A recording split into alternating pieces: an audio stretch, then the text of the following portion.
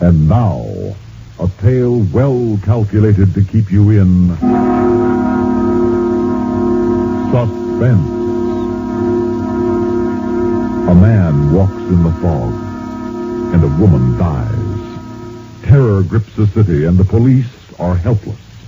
For the murders are without pattern and apparently without motive. Listen now to Act One of The Man in the Fog, starring Robert Dryden and Ethel Everett, written especially for Suspense by Joseph Cochran.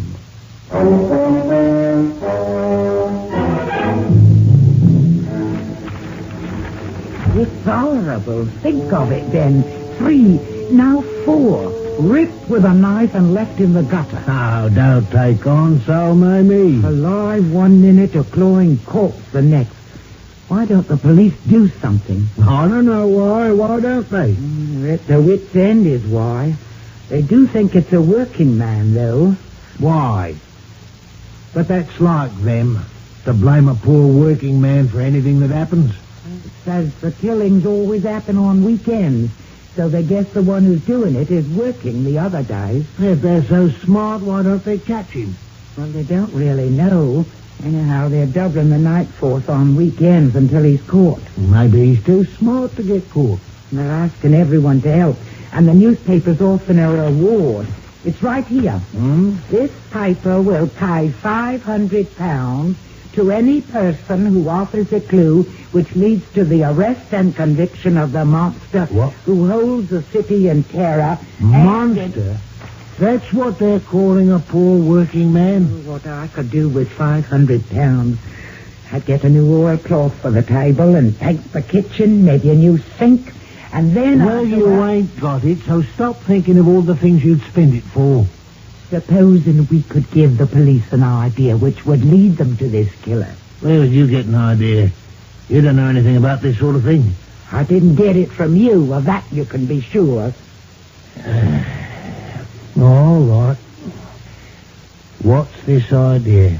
Why should I tell you when all you ever did was to make fun of me when I tried to win a little money for us? Now, them puzzle contests.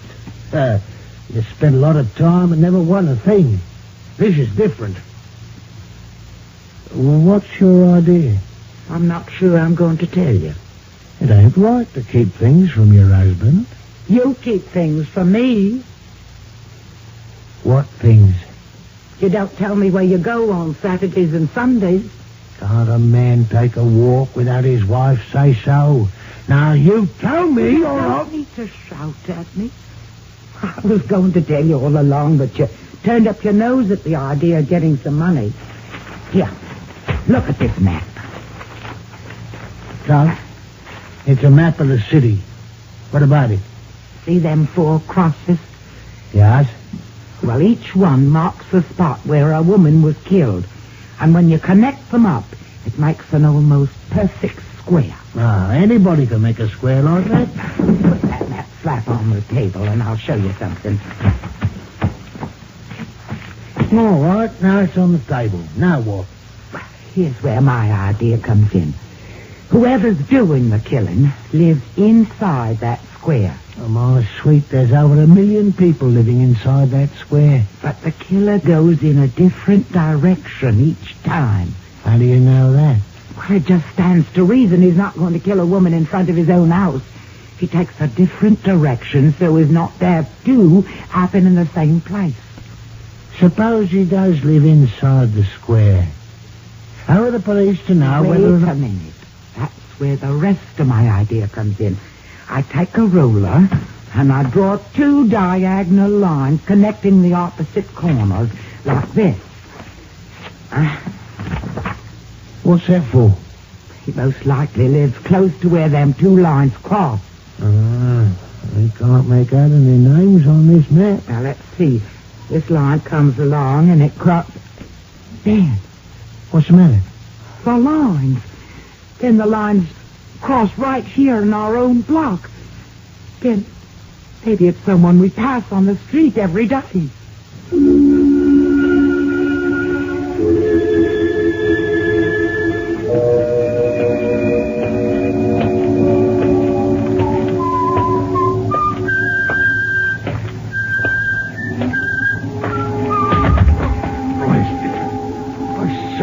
you doing here?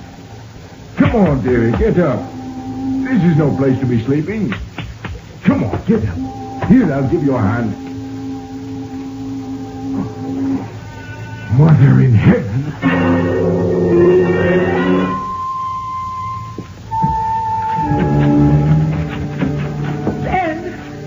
Ben, it's happened again. Right here in my room block. What are the lights on for? Just like all the others dead and lying in the gutter. Turn off them lights. They cost money. Scared? Didn't you hear me? Your wife's been here all alone, dying with fear. Don't you know there's a murder almost on our doorstep? Don't quit screeching. I know it. You do? Well, how do you know it? No, police are all over the place. They stopped me coming home and wanted to know who I was and what I was doing. Why you running the water this time of morning?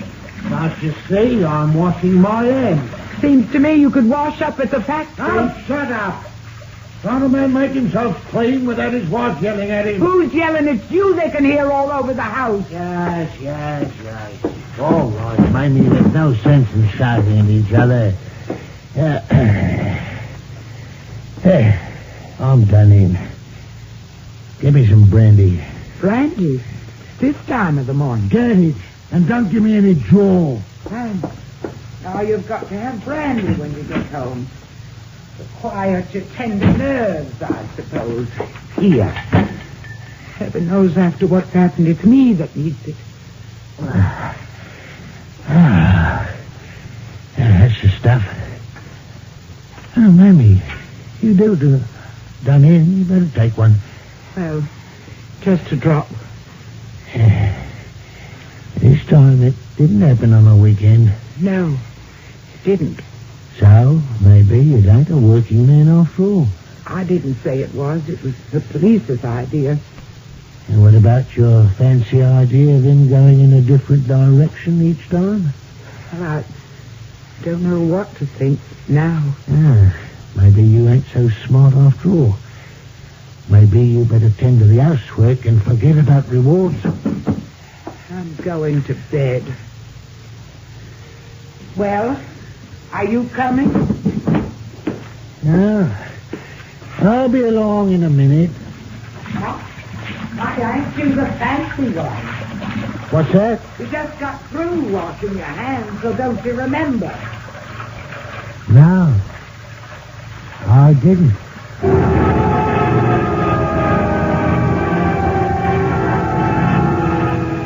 Paulie. Oh, yes, Mr. Britt. Anything resembling a clue in those letters? Oh, they're the usual stuff.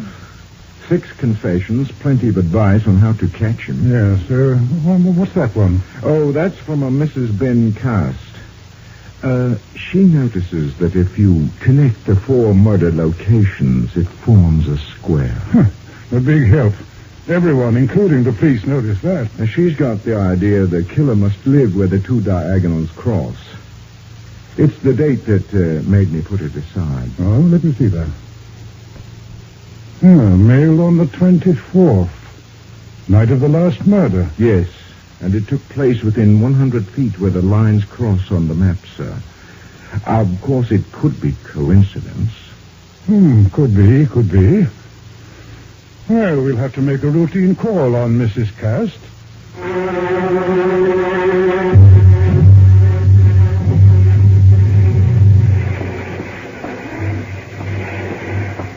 Are you the timekeeper? That's right. What can I do for you? My husband forgot his lunch. Could you see it was sent in to him? All right. What's his name? Cast. Ben Cast. He works in the grinding shed. He didn't check in tonight. You mean he's not here? Here's his card. It's not punched. But he left home at the regular time. Maybe he's out with a blonde. But Ben never misses work. He's never stayed away before. He's pretty regular. He missed work only once before this month. Before tonight, I mean. Once before? When was that? Well, let's see. Here it is. Wednesday, the 24th. The 24th? Yes. Wednesday. No, it can't be. That was the night of the... Here it is. That time clock doesn't lie. Good Lord. I say, what's the matter? Nothing. I'm all right. You don't look like it, Mrs. Cast. You better take the bus home. You shouldn't be out alone in this fog with that fellow still at large. I guess you know what I mean.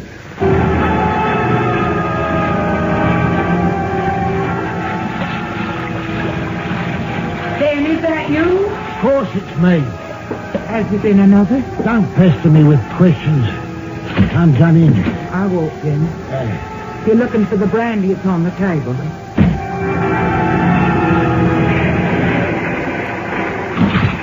Hello, Cast. I see you brought your lunch tonight. I got to eat, don't I? The other night when you forgot it, your wife brought it down. That's the night you didn't check in. She was here? Yes. You told her I didn't come to work? What else could I tell her? If you wanted me to cover for you, you should have let me know. Well, good night, Mrs. Cass. Sorry to have bothered you, but the police have to make a check of every letter, and we do appreciate your desire to help catch this murderer. Good night, sir. Good night.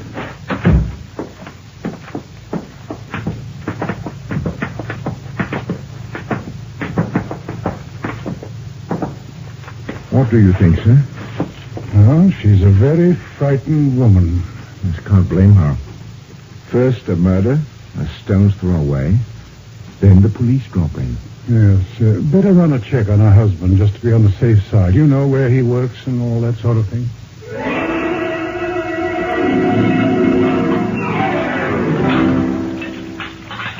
Who's there? Oh. Ben, what are you doing home? Don't you're hurting my The arm. minute my back's turned, you call the police. No, Ben, they came to ask me about the letter. It don't mean a thing. They said so. They just had to check all the letters. They get dozens of them. What did you tell them? Nothing. Honest. There was nothing I could tell them. They asked about me, didn't they? I had to tell them I was married and that you worked nights. Did they ask you about Wednesday night? No, they didn't ask. What Wednesday? Then please let go my arm. The night you brought my lunch to the factory. The night you left the brandy out for me. I knew you'd be tired after working hard all night. It's good when you're tired. Let me get your glass now. Wednesday. You followed me. You left the brandy. You know, don't you? I don't know anything, Ben. I don't want to know. You don't have to tell me where you go or what you do, Ben. Ben, you're hurting me. I'll never ask again. You said I was a monster. You want me to get caught so as you can get the money? No, Ben, I don't want the money. I tore the map up. It was a crazy idea. Didn't mean anything. The men said so. You put them on my trail. They'll go to the factory. They'll ask questions. They'll be after me like hound dogs, sniffing and baying at my heels because of you. All because of you. Ben, please listen to me. Put down the knife. It's all up with me because of you. But I'll finish you just like I've finished all the others. Ben, listen. Ben, you need me now more than you ever did. But Ben, I can help you. I'm the only one who can help you throw them off the scent. You led them to me. How are you going to lead them away? You need someone to swear you was home all those nights you didn't go to work. Don't you see, Ben? I'm the only one who can do that. Suppose they ask where you were those nights. I'll say I was at home. But they won't believe you. Not unless you have someone to back you up. You've got to have an alibi. Alibi? Someone who'll say you couldn't be near the place the time it happened. You're not going to snitch on me? No, Ben. Never. I'll never tell. Please put away the knife. Well, maybe I will. Maybe I won't. You've got to let me live. Because without an alibi, they'll hang you. You'll say I was at home those nights? I'll swear it. Who else can do that for you? Ben, you're tired. Let me get you some brandy. Yeah. Brandy. That's what I need. Get it.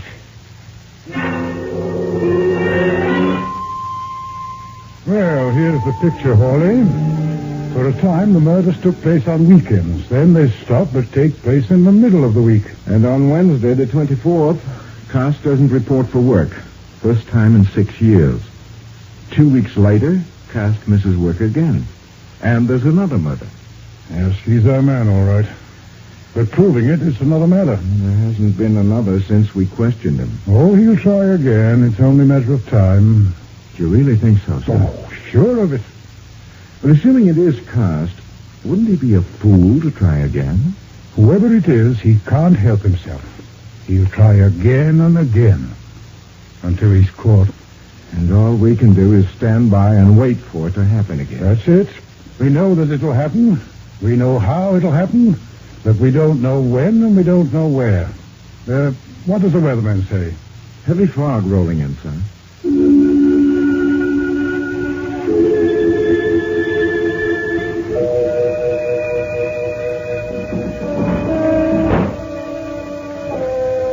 Ain't it chilly enough without opening the window and filling the room with a damp fog? Thick, heavy fog. I can't see the corner light. Close the window. I like the smell of cool, wet fog. Then ain't it time you started for work? Ben, Huh? What'd you say? it's time you started for work. I'm not going tonight. Not going. What's come over you? I don't like the factory on nights like this. You'll stay in, Ben, won't you? If you don't go to work. The walls press in on me. I want to walk in the cool, wet fog. It's all about one, but it doesn't press in. It's a wall all round, but it gives way as I walk into it. No. Now stay home if you wish, but don't go walking in the fog. You call the factory and tell them I'm not coming in. Then please, if I call them, will you promise not to? Do as I say. All right, I'll go phone. I'll be right back.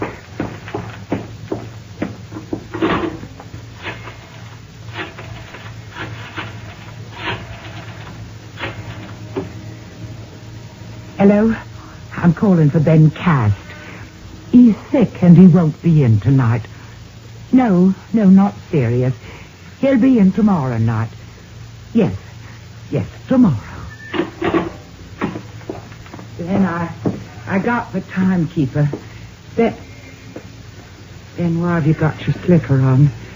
You promised me you'd never walk in the fog again. There's someone out there calling me. You're talking wild. It's my mission. There's a soul out there begging to be released from the claws of the flesh so as it can soar up to heaven. Ben, don't. Get out of my way!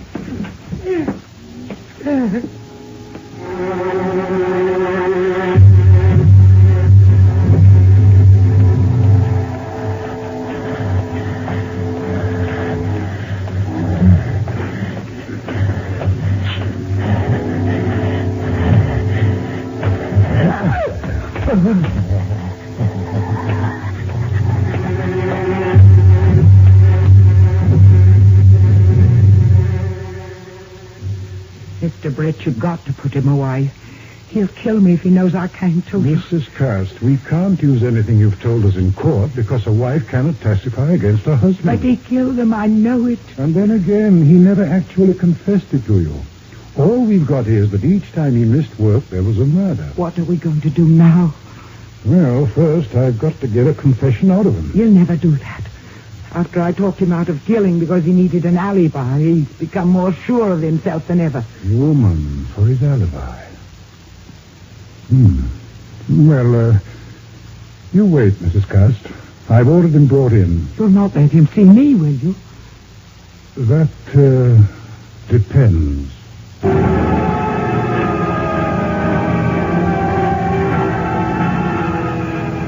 Mr. Cast, on Wednesday the 24th, there was a murder not far from your home. Everybody knows that. Yes, and on Wednesday the 24th, you missed work for the first time in 6 years. No, I didn't feel well, so I stayed home. And 2 weeks later, there was another murder. You missed work a second time in 6 years. Man can get sick, can't he? 2 hours ago, a woman was killed. And the third time in 6 years, you didn't report for work. Where were you 2 hours ago, Mr. Cast? I was at home. And those other nights, where were you? Home? Well, I'm glad to hear that. You understand, though, we can't just take your word for it. Now, if there was someone who could testify for you... You mean if I had an alibi? Exactly. Well, I have got an alibi. My wife will swear I was home those nights. But, she's a woman, Mr. Cast. She'll swear to it. But you know how sneaky women are. How they'll lie their heads off. What traps they set for men. Yes. I know. Yes, they'll swear not to do something, and a moment later, they'll do the opposite. But Mamie said she wouldn't do... But she's a woman, Mr. Cast. Don't forget how greedy they are. And there's a reward out for the killer. Yes. Mamie wanted the reward. Then, I'm going to tell you something. Just between you and me, understand? I'm not to tell anybody else. Right. I hate women, too. Oh, yes? Those women who got the knife in the fog, they all had it coming to them. Yes. They had it coming to them. Look, Ben, I want to show you something. Now, who's that woman talking to my man? Mamie. And he's writing down what she says. As I said, you can't depend on them. But Mamie, she's my alibi. What will I do? She's the only one who can swear where I was those nights. You can tell me, Ben, because I understand. Now, tell me where you really were those nights. Tell me how you walked in the cool, wet fog that formed a blanket all around you. Tell me how a dim figure of a woman would come out of the fog. How your hand would go to the knife. The knife. Ben? The knife? Yes. You do understand things. You do understand me. My hand would go to the knife all by itself. It would take it. I could hear a soul wailing in the body of a woman, begging to be freed from the claws of the flesh. And then my hand would lift the knife, and in a minute the soul would be free. And then my head would stop hurting.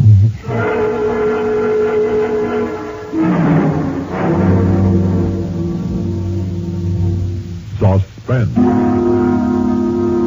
You've been listening to The Man in the Fog, starring Robert Dryden and Ethel Everett, and written especially for Suspense by Joseph Cochran.